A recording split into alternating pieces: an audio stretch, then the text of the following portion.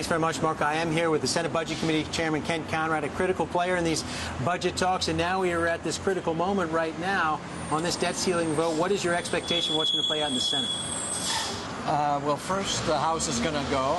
I'm confident that after a lot of discussion over there and persuasion, they will get the votes. Then it'll come here, and of course the question is, can we get consent to move before the rules of the Senate would otherwise allow?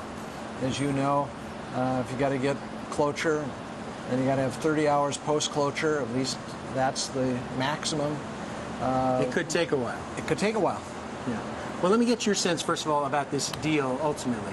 This is not the Gang of Six package that you helped put together. This is not the Bowles-Simpson package, and you were a member of the Deficit Commission as well.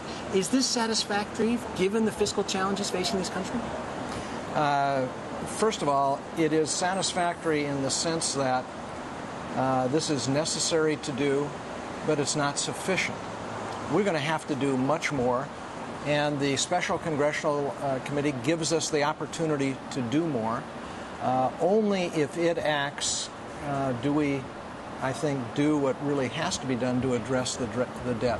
You know, there are criticisms already of this super committee that this hasn't worked in the past, that the hammer there, the enforcement mechanisms just really aren't there. You've got 12 lawmakers, 6 Republicans, 6 Democrats. Couldn't they just end up with gridlock? They certainly could. I think the thing that may prevent them from gridlock is two things. One, the consequences of a failure for the committee to perform, that is the sequester, because that would impose very painful cuts on both domestic spending and defense spending.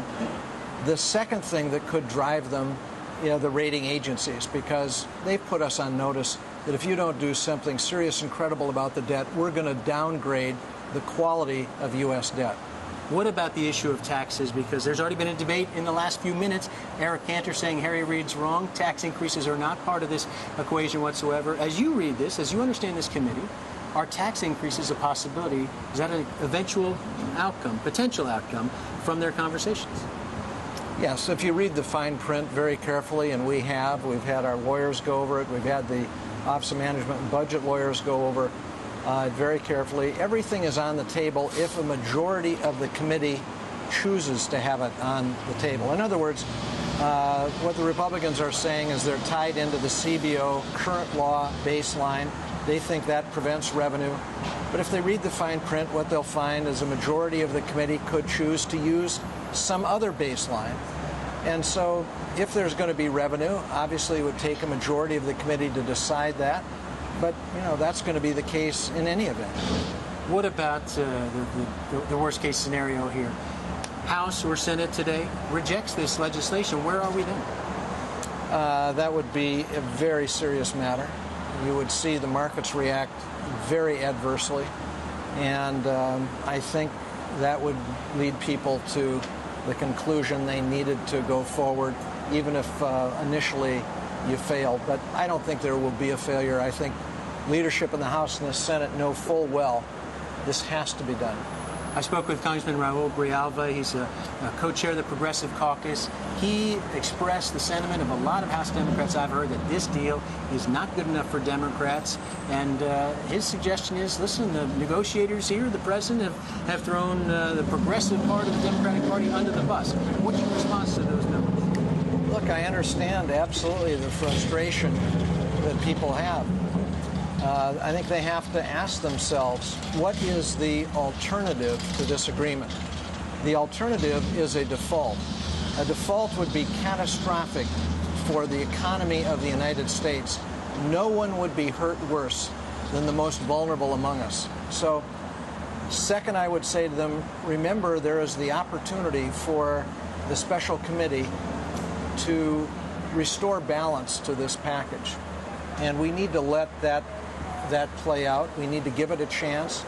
And we need to do everything we can to put America back on a more sustainable, stronger course, one that will permit jobs being created in this country, something that will help all of us. Is Ken Conrad going to have a seat on this super committee? I have no idea. The leadership obviously has to make tough decisions on who will serve, and we'll see.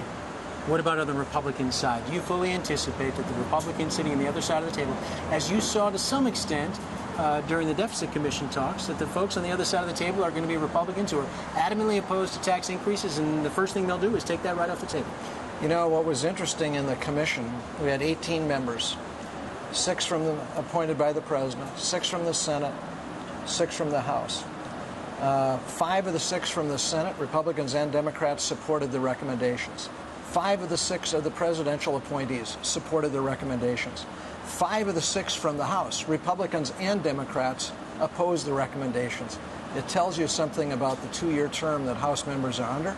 It's much harder for them to compromise left and right. And at the end of the day, you're going to have a simple majority here. So you could have all the senators be on board, and you could get just one House member, and it would go to the floor for a vote. So, look, it is possible here to do something very important for the country. Let's hope both sides realize this opportunity and don't let it pass by. Not the deal, clearly, that you wanted originally. Senator Kent Conrad, Chairman of the Budget Committee, as always, appreciate you joining us here on Bloomberg.